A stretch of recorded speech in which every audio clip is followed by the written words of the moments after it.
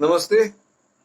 मेरा नाम सुयोग है और आज जो हो रहा है दिल्ली में उसकी हम बात करेंगे राहुल गांधी और नेशनल हेराल्ड केस से जुड़े। दोस्तों, हुआ ये है कि नेशनल हेराल्ड केस में राहुल गांधी और सोनिया गांधी दोनों गए 2-3 सालों से जमानत पे चल रहे थे। अब उनको जमानत तो मिल गई, लेकिन कोर्ट में उन्होंने, हाई कोर्ट और सुप्रीम कोर्ट में उन्होंने ये याचिका दायर की थी। 2 या 3 साल पहले की बात है। उन्होंने याचिका दायर की थी कि हम पे जो आरोप लगाए गए हैं वो सारे झूठे हैं, बेबुनियाद आरोप है। हमें परेशान करने के लिए हम पे आरोप लगाए जा रहे हैं, क्योंकि हमारी सरकार नहीं है, क्योंकि किसी और की सरकार है, तो वो हमें परेशान करने के लिए और अपने पॉलिटिकल स्कोर को सेटल करने के लिए वो अब इन्वेस्टिगेशन एजेंसीज का सहारा लेकर हमारे खिलाफ कार्रवाई की जा रही है, जो बदले की भावना से प्रेरित है। इसे वेंडेटा पॉलिटिक्स कहते हैं। वेंडेटा पॉलिटिक्स मतलब बदला लेने के लिए आप कुछ काम करोगे।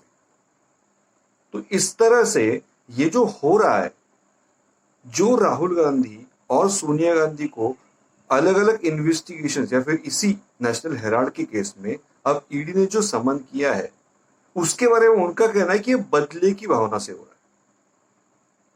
अब अगर ऐसा हुआ तो फिर हाई कोर्ट या सुप्रीम कोर्ट उनकी याचिका खारिज कर देता, मतलब इन्वेस्टिगेशन की याचिका खारिज कर देता या फिर समन खारिज कर देता। लेकिन ऐसा हुआ नहीं। उल्टा जिस जिस कोर्ट में वो गए, उस कोर्ट ने वो सारे तथ्यों को देखा, दस्तावेजों को देखा, कागजों को देखा और उन्हें कहा कि यहां पे तो मामला बनता है, कोई ना कोई तो हेराफेरी हुई है, इसलिए इसके ऊपर तो कानूनी कार्रवाई करनी ही पड़ेगी, इसलिए इन्वेस्टिगेशन नहीं रुकेगी। अब जब कोर्ट ने ये कह दिया है, तो आज क्यों बोला जा रहा है कि ये बदले की कार्रवाई है? ऐसा कैसे हुआ कि अगर बदले की कार्रवाई थी और कोर्ट के सामने सारे दस्तावेज रखे गए, सारे डॉक्यूमेंट्स रखे गए, सारे कागजात रखे गए, और ये सिर्फ ईडी ने या फिर कोर्ट की तरफ से या फिर मतलब कोर्ट में ईडी की तरफ से या फिर जो याचिका करता रहे सुब्रमण्यम स्वामी उनकी तरफ से, ऐसा नहीं हुआ। सोनिया गांधी, राहुल गांधी, इनको भी पूरा हक मिला था कोर्ट में कि वो अपने दस्तावेज, अपने प्रमाण, अपने साक्ष्य जो है, अपनी जो एविडेंसेस है, विटनेस है, वो सारे सामने रखे। तो उसके बावजूद जब कोर्ट ने माना है, मतलब राहुल गांधी और सोनिया गांधी को पूरी आजादी दी थी कि वो अपने आप को बेगुनाह साबित करके दिखाए, उसके बावजूद कोर्ट ने माना कि कहीं ना कहीं तो गफला है, कुछ ना कुछ तो गड़बड़ है। इसका मतलब यह नहीं होता कि आज जो बोला जा रहा है वो झूठ बोला जा रहा है। तो फिर आज ये झूठ बोल क्यों रहे हैं? 3 दिन से सड़कों पर आकर कांग्रेसी बवाल काट रहे। आज किसी पुलिस अफसर के ऊपर यहां पे कट गया एक, हाँ कोई पेन वगैरह कुछ होगा या फिर कोई छोटा सा ऐसा चीज होगा, खर कर से यहां पे गया तो यहां से खून निकल रहा। इसे आप शांततापूर्ण सत्याग्रह तो नहीं कह सकते ना। छोटे छोटे टायर जलाए जा रहे हैं, लोगों के साथ मारपीट हो रही है, पुलिस वाले जो उनको पकड़ने के लिए जाते हैं तब वो कोऑपरेट नहीं करते। पुलिस वाले बोल दिया कि इस बैरिकेड के आगे आपको आना नहीं है, यहां से पीछे आपको रहना है, तो वो जानबूझ के बैरिकेड क्रॉस कर रहे हैं। ये सब कुछ क्यों? मैं ये समझता हूं कि उनके बड़े नेता, मतलब कांग्रेसी जो है, वो मानते हो कि उनके सबसे बड़े नेता राहुल गांधी और सोनिया गांधी उनके सबसे बड़े नेता है, तो इनके खिलाफ कार्रवाई की जाएगी।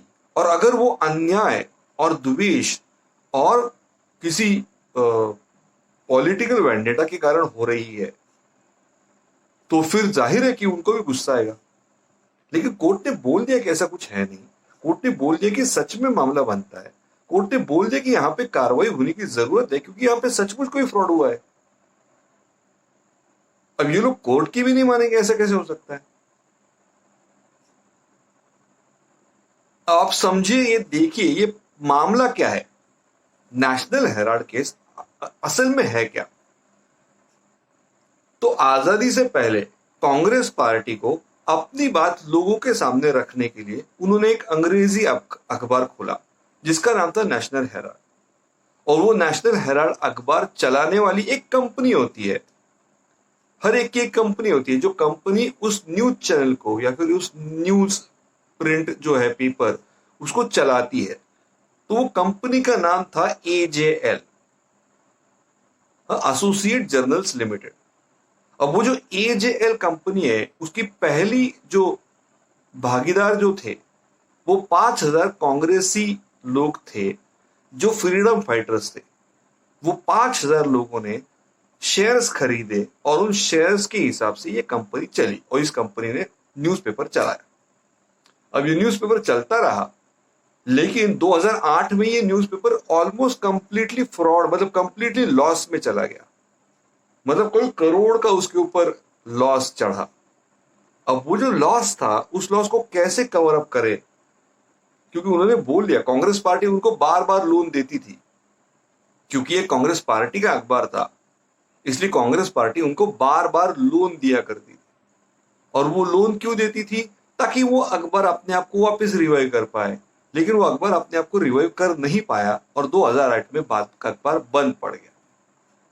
अब होता क्या है कि आप कोई अखबार चलाओ और वो अगर मान लेते कि जब नेहरू जी ने स्टार्ट किया होगा तो वो तो इंपॉर्टेंट अखबार होगा, तो ऐसे इंपॉर्टेंट अखबारों के लिए सारे इंपॉर्टेंट शहरों में खास जगहों पर उनके दफ्तर हो, उनके लोग आए जो वहां पे बैठने वाले हैं, इश्तिहार लेने वाले हैं, उनके एडिटर्स है, सब एडिटर्स है, वो कहाँ बैठेंगे? तो वो ऑफिस के लिए एक खास चकाचक जगह जो है वो अलॉट की जाती है।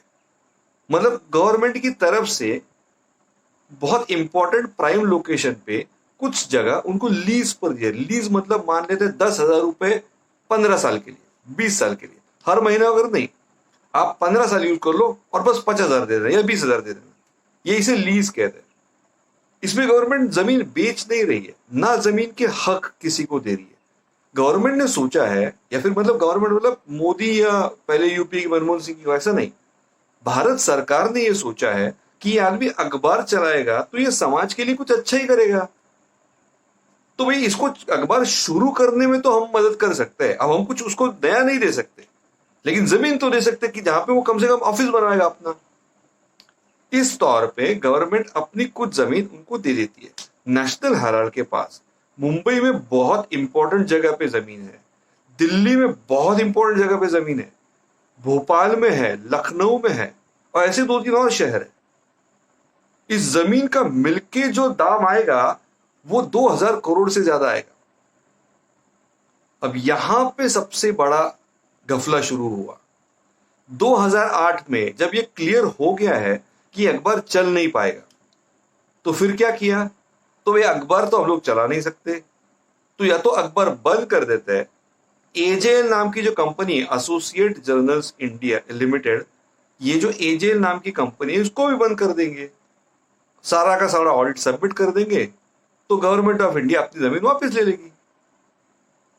लेकिन क्योंकि 2008 में यूपीए की सरकार थी, तो राहुल गांधी और सोनिया गांधी के दिमाग में शायद ऐसा आया कि सरकार अपनी है तो हम लोग गवर्नमेंट को जमीन वापस करे ना करे, कौन पूछने वाला है।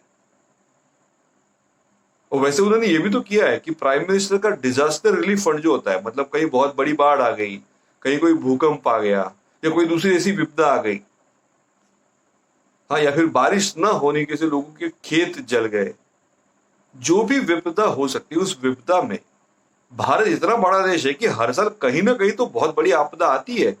तो ऐसे टाइम पे जो आपातकालीन व्यवस्था है और लोगों का पुनर्वसन है, इसके लिए जितने पैसे लगेंगे, इसलिए एक बहुत बड़ा फंड ऑलरेडी तैयार किया, हर साल बजट में रहता है, प्राइम मिनिस्टर्स रिलीफ फंड उसको कहते हैं। तो प्राइम मिनिस्टर रिलीफ फंड में से कुछ पैसे मनमोहन सिंह की सरकार के टाइम पे, प्राइम मिनिस्टर फंड के कुछ पैसे राजीव गांधी फाउंडेशन को डाइवर्ट किए गए थे। अब राजीव गांधी फाउंडेशन किसी आपातकालीन सेवा का काम नहीं करता, और राजीव गांधी फाउंडेशन के डायरेक्टर कौन होगी? सोनिया गांधी। दूसरे लोग कौन होंगे? वही गांधी फैमिली। इसका मतलब सीधा सीधा कि भारत के लोगों को इमरजेंसी में जो जरूरत पड़ेगी वो भारत के टैक्स पेयर ने दिया हुआ पैसा, जिसकी अलॉटमेंट है कि आपको बाढ़ में, आपके अगर भूकंप आ जाए, अगर बारिश ही ना हो, किसानों के खेत जल जाए या कोई दूसरी विपदा आ जाए, तो उस पैसे से उसको तुरंत आदमी को कम से कम बचाए तो जा सके, कुछ दिन खाना खिलाया जा सके, फिर बाद में तो अपना घर वापस बनवा ले भैया, कुछ तो मदद हो। इसके लिए जो फंड है वो राजीव गांधी फंड फाउंडेशन मतलब सोनिया गांधी के पास चला गया। तो ये उनकी नीति है। मतलब सोनिया गांधी राहुल गांधी खुद को दूध का दूल्हा क्यों मानते हैं मुझे समझ में नहीं आता। तो ये उन्होंने ऐसा किया है। चाइना से पैसे लिए है, हाफिज अपना ये जाकिर नाइक से पैसे लिए राजीव गांधी फाउंडेशन ने। तो ये कोई दूध के दूल्हे नहीं है। खैर हम मुद्दे पे आते हैं। मतलब वो क्या किया फिर उन्होंने उन्होंने सोचा क्यों जमीन वापिस कीजिए सरकार को। तो उन्होंने क्या किया, क्योंकि एजेएल मतलब जो नेशनल हेराल्ड न्यूज चैनल चला रही है वो कंपनी ऑलरेडी घाटे में है और उसके ऊपर कर्जा चढ़ा हुआ है। वो कर्जा कांग्रेस पार्टी का कर्जा है, क्योंकि कांग्रेस पार्टी कर्जा दे रही थी बीच बीच में। अब वो कर्जा कैसे चुकता है करे, तो राहुल गांधी और सोनिया गांधी ने मिलकर एक कंपनी बनाई जिसका नाम है यंग इंडियन नाम की कंपनी जो है, उसने एजेएल को बोला कि तुम अपने कर्जे की फिक्र मत करो, तुम अपना पूरा कर्जा हमारे सर पे डाल दो, हम लोग चुकता कर लेंगे। तो एजेएल ने कहा भाई इसके बदले हम लोग क्या करें। तो भाई तुम्हारे पास अभी जो जमीन है ना वो हमारे हैंड ओवर कर दो, हम लोग उसका देख लेंगे। तो एजेएल ने कहा ठीक है। एजेएल ये नहीं पूछा कि ये जमीन तो हमें सरकार दे दी है, तो आपको कैसे दे सकते हैं, हमें तो ये सरकार को वापस करनी है, हमारी मलकियत की जमीन थोड़ी है, हमने खरीदी हुई थोड़ी है, हमें सरकार ने लीज पे दी हुई है, हम कैसे वापस आपको दे दे। तो ये उन्होंने नहीं पूछा और उन्होंने अपनी जमीन और वो अपने सारे की जो प्रॉपर्टी जो भी था उनके पास, एजेएल के पास जो भी था पोजीशन में, वो सब कुछ यंग इंडियन को दे दिया। अब इसमें इंटरेस्टिंग बात यह है कि कांग्रेस पार्टी की वो टाइम पे जो अध्यक्षा थी वो थी सोनिया गांधी। एजेएल की अध्यक्षा और उपाध्यक्ष कौन थे, तो सोनिया गांधी और राहुल गांधी। और यंग इंडियन के अध्यक्ष थे राहुल गांधी और ये थी सोनिया गांधी उपाध्यक्ष। इसका मतलब क्या हुआ कि कांग्रेस पार्टी, एजेएल और यंग इंडियन तीनों के ऊपर असल मिल्कियत सिर्फ राहुल गांधी और सोनिया गांधी की थी। तो फिर पैसे का लेन देन कैसे हुआ, जमीन कैसे मिली, तो फिर वो एकदम बहुत इंटरेस्टिंग ऐसी वाकयात है। आप यूट्यूब पे चेक करो तो आपको मिलेंगे बहुत सारे। बीजेपी के स्पोक्स पर्सन भी और प्राइवेट यूट्यूबर्स भी ऐसे बोलते हैं। मैं उसको दोहरा रहा हूं लेकिन बड़ा इंटरेस्टिंग है सुनने में। तो यंग इंडियन के राहुल गांधी ने एजेएल के राहुल गांधी को कहा कि तुम कब तक कर्जा फेडने के टेंशन में रहोगे, कब तक कर्जा चुकता करने के टेंशन में रहोगे, क्यों ना तो अपनी जमीन और अपना पूरा कर्जा मेरे सर पे डाल दो, मैं देख लूंगा। तो एजेएल के राहुल गांधी ने यंग इंडियन के राहुल गांधी को थैंक यू बोला और सारा कर्जा और जमीन दे दी। इस बारे में कांग्रेस पार्टी के राहुल गांधी को दोनों ने पूछा, लेकिन कांग्रेस पार्टी के राहुल गांधी ने बोला आप आपस में निपटा दो, हमें कोई प्रॉब्लम नहीं, हमें बस अपना कर्जा वापस चाहिए। इस तरह से यंग इंडियन के राहुल गांधी को जमीन का पोजीशन मिल गया जो इलीगल पोजीशन है, वो उसकी जमीन है ही नहीं, ना एजेएल की जमीन है। तो एजेएल उस जमीन को बेच ही नहीं सकता, ना ट्रांसफर करा सकता है। अब एजेएल में भी स्टेक्स किसके है, राहुल गांधी और सोनिया गांधी के। इसका मतलब क्या हुआ कि वो जो जमीन ट्रांसफर करा रहे हैं वो भी इलीगल है। किसकी निगरानी में किया इलीगल का, सोनिया गांधी राहुल गांधी की निगरानी में किया। इस तरह से जो सरकारी जमीन है जो उनको मिली थी बस लीज पे, वो उन्होंने वापस न करते हुए वो ट्रांसफर करा ली अपनी प्राइवेट कंपनी को, और उसके ऊपर रेंट चढ़ा हुआ है। उन्होंने छोटे छोटे कॉर्पोरेट हाउसेस को या किसी चीज को वो किराए पे दी थी और रेंट खा रहे हो। जमीन सरकारी है, ये रेंट ले रहे। इसे कहते हैं फ्रॉड। यहां से फ्रॉड एस्टेब्लिश होता है। मतलब क्योंकि यंग इंडियन बनी थी नॉन प्रॉफिट कंपनी के तौर पे, ये एक नॉन प्रॉफिट कंपनी है, लेकिन प्रॉफिट तो कमाया ना, फिर रेंट क्यों को लिया और रेंट गया किसके पास। इसका मतलब क्या हुआ कि यहां पे पक्का कोई घपला है। और कोर्ट ने देखे ये सारे दस्तावेज, कोर्ट ने माना है कि हाँ इसमें घपला हुआ है। क्योंकि जो सरकारी जमीन है वो किसी भी फेयर ट्रांजैक्शन से, आप कोई अगर कोई घपला ना करो तो सरकारी जमीन किसी आदमी की प्राइवेट प्रॉपर्टी बन ही नहीं सकती, ना किसी कंपनी की प्राइवेट प्रॉपर्टी बन सकती है, वो सरकार की जमीन है। तो ये सवाल ही पैदा नहीं होता। तो इसका मतलब क्या हुआ कि कहीं ना कहीं कोई गड़बड़ है। अब बहुत इंपॉर्टेंट सवाल है कि यहां पे इतनी नौटंकी क्यों हो रही है। मतलब पुलिस वालों को यहां पे कट कर दिया, यहां तक नौबत गई कांग्रेस के कार्यकर्ताओं की, ऐसा क्यों हुआ। मैं आपको बता दूं इसमें बहुत अजीब कारण है और वो शायद आज तक डिस्कस नहीं हुआ है, लेकिन ये मुझे लगता है बहुत रिलेवेंट है। ये मामला अब आगे चलेगा और कोर्ट में जाएगा, और कोर्ट में है भी ये ऑलरेडी, और ये कोर्ट में चलेगा। और अगर ये कोर्ट में चलेगा तो कोर्ट के अपनी स्पीड के हिसाब से एक आध साल में यहां पे कन्विक्शन आ जाएगी, और कन्विक्शन में पक्का राहुल गांधी और सोनिया गांधी को दोषी पाया जाएगा, ऐसा हर कोई कह रहा है।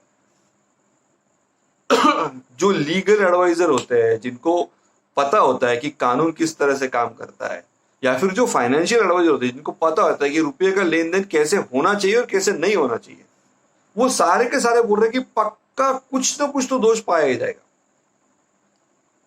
अब इनमें चार्जेस कौन से लगे हैं? तो PMLA, prevention of money laundering act, मतलब हवाला और हेराफेरी का कानून लगा हुआ है। इसके ऊपर 420 का भी कानून है, मतलब चीटिंग की है, फाइनेंशियल चीटिंग, और ये क्रिमिनल चीटिंग है। ऐसा नहीं है कि दोस्ती में बोल दिया कि वहां पे जा, तेरे लिए कुछ रखा है आइसक्रीम, और वो गया, वहां पे आइसक्रीम था ही नहीं। ये इस तरह की चीटिंग नहीं है, ये फाइनेंशियल क्रिमिनल चीटिंग है। क्रिमिनल इरेगुलरिटीज, पैसे का हेरा फेरी, ऐसे क्रिमिनल चार्जेस लगे, और ये क्रिमिनल चार्जेस साबित होने का बहुत ज्यादा चांस है, बहुत बड़ा चांस है। अगर ये क्रिमिनल चार्जेस 1 साल के अंदर साबित होते तो क्या होगा? तो सुप्रीम कोर्ट के निर्देश के हिसाब से, सुप्रीम कोर्ट ने पहले किसी केस में दी हुई जजमेंट के हिसाब से, जिसको क्रिमिनल केस में दोषी पाया गया है, वो इलेक्शन नहीं लड़ सकता। लालू प्रसाद यादव का हमने देखा है ना, लालू प्रसाद यादव जी इलेक्शन नहीं लड़ पाएंगे, पूरी जिंदगी नहीं लड़ पाएंगे। जेल से वो छूट भी जाए, अभी तो बेल पे बाहर है, लेकिन मान लेते किसी दिन छूट भी जाए, फिर भी इलेक्शन नहीं लड़ पाएंगे, क्योंकि उनको किसी क्रिमिनल केस में दोषी पाया गया है। तो अगर राहुल गांधी और सोनिया गांधी को किसी क्रिमिनल केस में दोषी पाया गया, तो वो भी कभी इलेक्शन नहीं लड़ पाएंगे। अगर वो इलेक्शन नहीं लड़ पाएंगे तो कांग्रेस पार्टी में उनको अध्यक्ष या उपाध्यक्ष कौन बनाएगा? सोचने वाली बात है। कांग्रेस पार्टी में आज तो ऑलरेडी G23 के मतलब 30 सदस्य, जिनमें से कपिल सिब्बल तो छोड़ के गए, समाजवादी पार्टी में गए वो अभी, लेकिन बाकी सदस्य तो तुले हुए हैं ना कि इनके खिलाफ बगावत करे। बगावत मतलब किसी ने डायरेक्ट बोल दिया कि ट्विटर पे राहुल गांधी कभी इकोनॉमिक्स की बात करते हैं, कभी फॉरेन मिनिस्टर कैसे काम करते हैं इसके बारे में बात करते हैं, कभी इंटरनेशनल पॉलिटिक्स की बात करते हैं, कभी डिफेंस की बात करते हैं। तो बोलते हैं राहुल गांधी को सलाह कौन देता है? इनको सब कुछ पता कैसे है? लोग हमारा मजाक उड़ा रहे बाहर कि ये बंदर रोज आके ज्ञान दे जाता है और उसको पता तो कुछ है नहीं।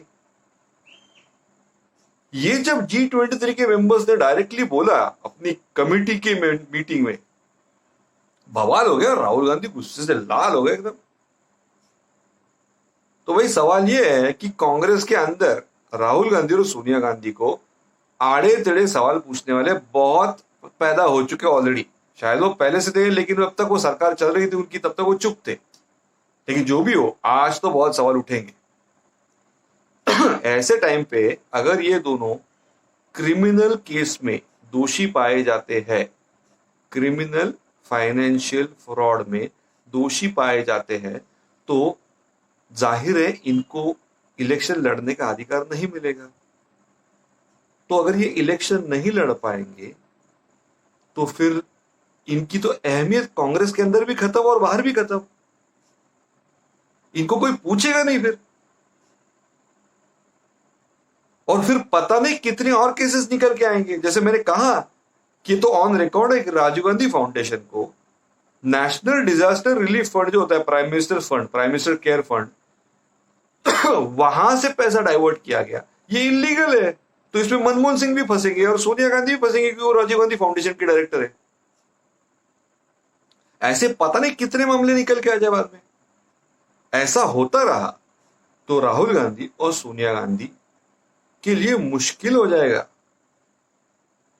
आज उनकी अहमियत क्या है कि वो कांग्रेस की अध्यक्षा है, और राहुल गांधी अध्यक्ष या उपाध्यक्ष नहीं होने के बावजूद वो उतनी इंपॉर्टेंट पोजीशन रखते हैं। इसकी वजह से कांग्रेस पार्टी की सीट कम होने के बावजूद उनका अपना कोई अस्तित्व है। लेकिन जिस दिन वो इलेक्शन के पॉलिटिक्स से ही बाहर हो गए, फिर तो उनका इंपॉर्टेंस ही खत्म हो गया। ये तो नोटबंदी का टाइम का हो गया ना, जो 500 की नोट अब चलेगी ही नहीं, तो उसका कागज बन गया, वो किस काम का वो। अब राहुल गांधी और सोनिया गांधी भाषण तो इतने कमाल के देते नहीं है कि भले वो इलेक्शन ना लड़े तब भी कांग्रेस वाले उनको वैल्यू देके बोलेंगे प्लीज मैडम, प्लीज सर आ जाइए भाषण दीजिए। कोई चाहता नहीं उनका भाषण अपने यहाँ पे रखना। जहां पे इलेक्शन होते हैं वहां पे लोग बोलते भैया राहुल गांधी को मत भेजो। मतलब उनकी अहमियत बचेगी क्या फिर? और अगर उनकी अहमियत नहीं बचेगी तो कांग्रेस में उनका वजन खत्म हो जाएगा, वजूद कम हो जाएगा, उसका वैल्यू कम हो जाएगा, और हो सकता है शायद उनको भारत छोड़ने का फैसला करना पड़े। अब इन सब में सबसे भयानक प्रॉब्लम उनके लिए क्या है? तो आप देखो, नेशनल हेराल्ड की जो जमीन थी, एजेल के पास जो जमीन थी, वो सरकार ने लीज पे दी हुई थी, लेकिन उसका वैल्यूएशन क्या निकला है? वो प्रॉपर्टी कितनी निकली? कम से कम 2000 करोड़ की। कम से कम 2000 करोड़ सिर्फ एक अखबार के ऑफिसेस की जमीन। पूरे देश भर में कांग्रेस के कितने ऑफिसेस होंगे, कितने अलग अलग कार्यालय होंगे, कितने मीटिंग पॉइंट्स होंगे, कितने बड़े ऑफिस होंगे, कितने छोटे होंगे, और वो कैसे प्राइम लोकेशन पे होंगे। कोई चेन्नई में होगा, कोई बेंगलोर में होगा, कोई त्रिवेंद्रम में होगा, तिरुवनंतपुरम में होगा, कोई हैदराबाद में होगा, कोई मुंबई में होगा। ये तो प्राइम बड़ी सिटीज हो गई। छोटी सिटीज, रांची, नासिक, पुणे, औरंगाबाद, यहां पे कितने ऑफिसेस होंगे? ये भारत भर फैली हुई पार्टी है, 75 साल से जिंदा पार्टी है भारत की पॉलिटिकल करियर में। तो इनके ऑफिसेस हर जगह पे होंगे। उन ऑफिसेस की वैल्यूएशन क्या आएगी? अगर वो ऑफिसेस की जमीन बेचने को निकले तो उसकी वैल्यूएशन क्या आएगी? 10-12 लाख करोड़ आएंगे। और इतनी बड़ी बड़ी पैसे की राशि को आज जो अपने एक छोटे से दस्तखत से अपने पास खींच सकते हैं, इलीगली सही, लेकिन उन्होंने खींचा ना नेशनल हेराल्ड की जमीन को अपने पास, तो वैसे वो भी जमीन वो खींचने की कोशिश में होंगे तो वो तो उनके हाथ से हमेशा के लिए गई। क्योंकि अगर वो इलेक्शन ही नहीं लड़ सकते तो वो कांग्रेस के चीफ कैसे बन के रहेंगे? तो उनके सिग्नेचर को इतना वैल्यू नहीं रहेगा।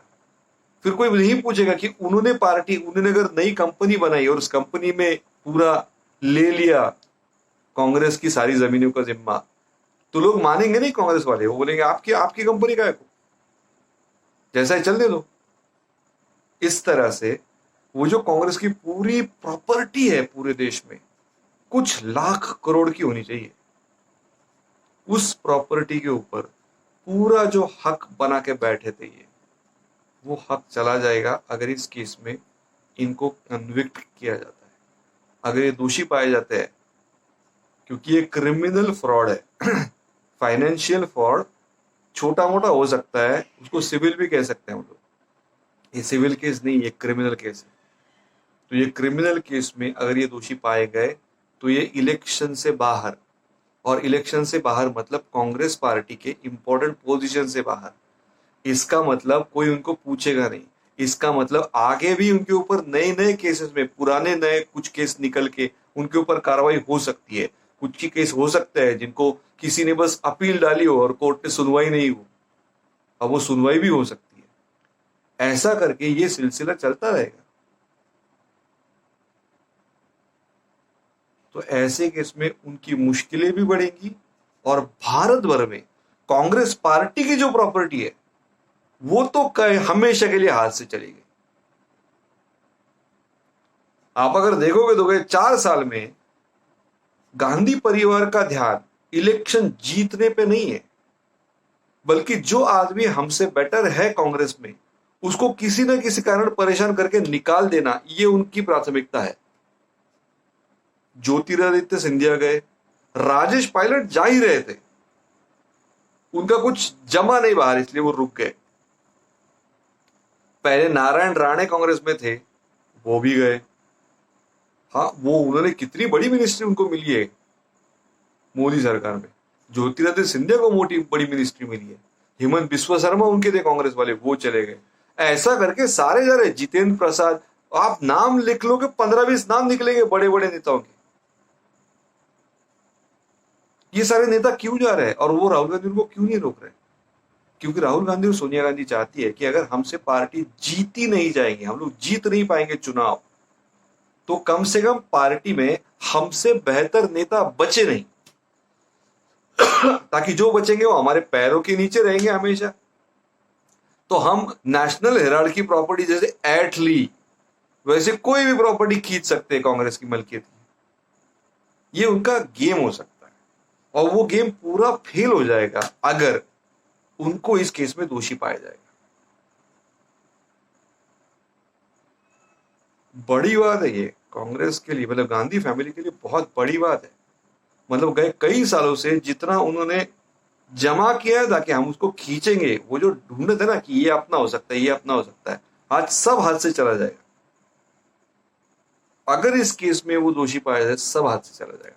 और इसलिए दिल्ली की सड़कों में बवाल करने की पूरी कोशिश हो रही है, ताकि जब तक बवाल हो नहीं होगा, लॉ एंड ऑर्डर की समस्या नहीं होगी, छोटे मोटे दंगे के जैसा प्रॉब्लम नहीं होगा, तब तक मोदी सरकार खुश है। भैया ईडी अपनी कार्रवाई कर रही है, उनको इंक्वायरी करने दो, वो अपना अपना केस डालेगी, सबूत इकट्ठा करेगी, अगर जरूरत पड़े तो गिरफ्तार करेगी, कर दे दो।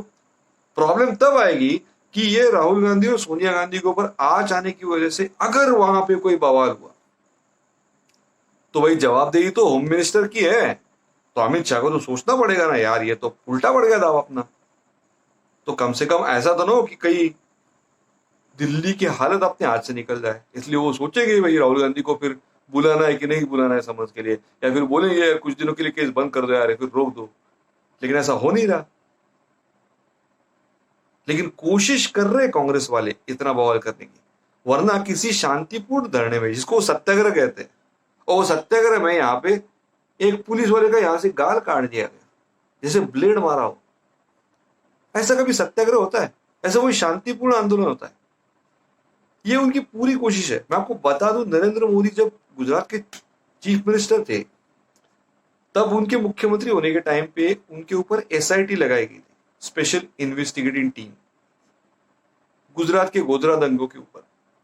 एसआईटी ने उनको 9 घंटे के लिए इन्वेस्टिगेट किया। एसआईटी ने पूछा कि आपको खाना हम मतलब है, आप अगर चाहो तो खा सकते हो। तो मोदी ने कहा मैं खाना नहीं खाऊंगा, और मोदी खुद अपनी पानी की बोतल खुद ही लेके आए थे, उसमें से बस पानी पिया उन्होंने। और उसमें खास दिल मतलब बताने वाली बात यह है कि इन्वेस्टिगेशन के लिए एसआईटी के सामने मोदी अकेले गए, अपनी जो कार थी उस कार में गए। इन्वेस्टिगेशन को 9 घंटे जो ग्रिलिंग हुई वो सही, कार में बैठ के वापस आ गए।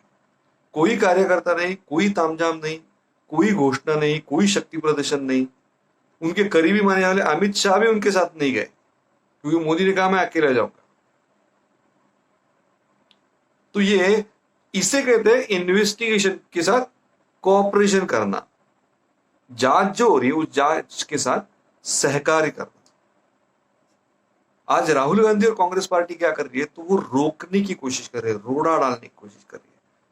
और वो सिर्फ रोड़ा डालने की कोशिश नहीं कर रही, वो जितना बवाल मचा रहा है, इतना बवाल मचाने की क्या जरूरत है?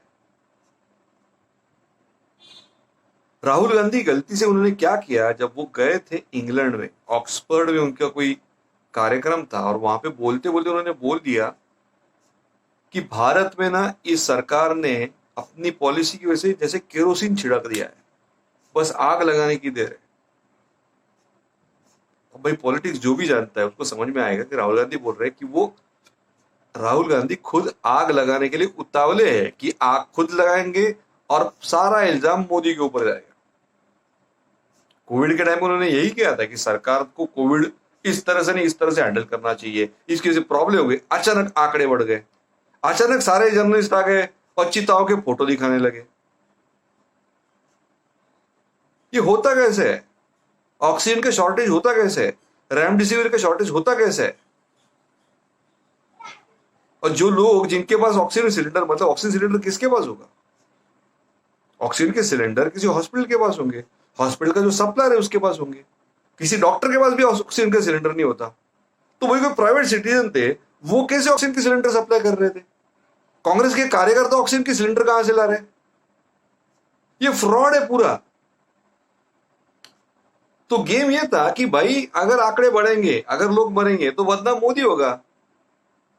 ये गेम था वो टाइम पे, आज भी वही गेम है।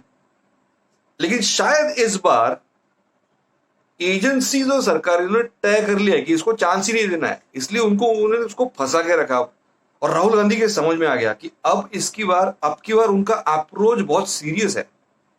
और वो सीरियस अप्रोच समझते ही राहुल गांधी ने, सोनिया गांधी ने और प्रियंका गांधी ने ये डिसाइड किया कि सारे कांग्रेसी आएंगे। आप सोचो, दूसरे जो राज्यों में, मतलब जहां पे कांग्रेस की सरकार है, राजस्थान, झारखंड, वहां के चीफ मिनिस्टर को बुलाया, मुख्यमंत्री आ गए दिल्ली में धरना देने के लिए। भाई उनका वहां अपने राज्य में कोई काम नहीं क्या? तो दे दो ना इस्तीफा फिर, ऐसे उनके बिना भी राज्य चल रहा है तो काय को बैठे हो कुर्सी पे? इतना बवाल क्यों है? मतलब अपने चीफ मिनिस्टर को भी बुला लिया, इतना क्यों है? बड़े बड़े नेता, मतलब दिग्विजय सिंह अब धरना देने के लिए बैठेंगे। इतनी भयानक सिचुएशन क्यों आई है? वो इसलिए आई है कि विपक्ष में से दूसरी कोई पार्टी साथ नहीं दे रही। आप देखो, कोई दूसरी पार्टी का नहीं आया बीच में, ना शरद पवार आए, ना ममता बनर्जी आई, ना महाराष्ट्र से शिवसेना की पार्टी जो अभी उनकी सत्ता में है लेकिन अभी साथ में नहीं आई है, ना नीचे से कोई लेफ्ट वाले कोई आए केरला में से, ना टीआरएस आई है, ना जगमोहन रेड्डी आए हैं। तो आए कौन है?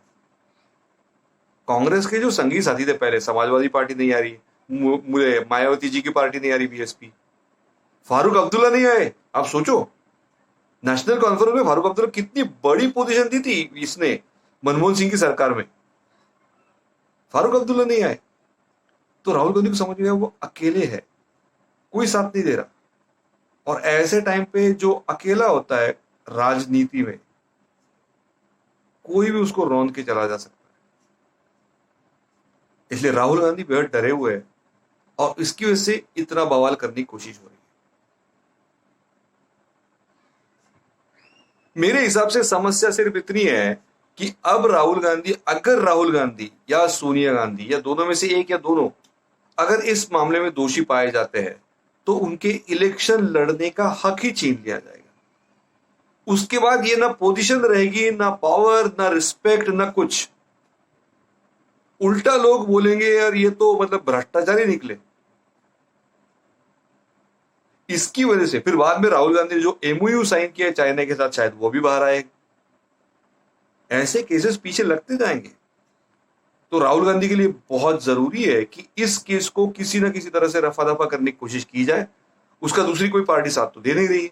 अब वो रफा दफा कैसे हो सकता है? तो वो दिल्ली की सड़कों पे अपने कार्यकर्ताओं से बवाल करने की कोशिश कर रहे हैं ताकि किसी ना किसी तरह से सरकार पे दबाव बनाए या कुछ दबाव बनाए।